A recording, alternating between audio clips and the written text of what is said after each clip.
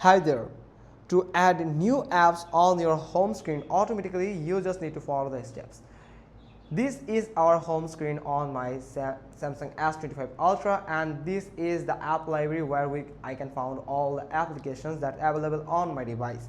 Now, if you want to add a new application that you have just installed, that apps will appear on your home screen, that you have to do a simple steps. First, you have to go to settings, then scroll down and you just need to go to home screen, then scroll down and you will find add new apps to home screen. Enable this feature, and from now on, if you install any application from your Google Play Store on your Samsung Galaxy S25 Ultra, it will appear at your home screen where the gap is. Where the app icon find the gap, it will appear there on your home screen, and you can also find it in your app library.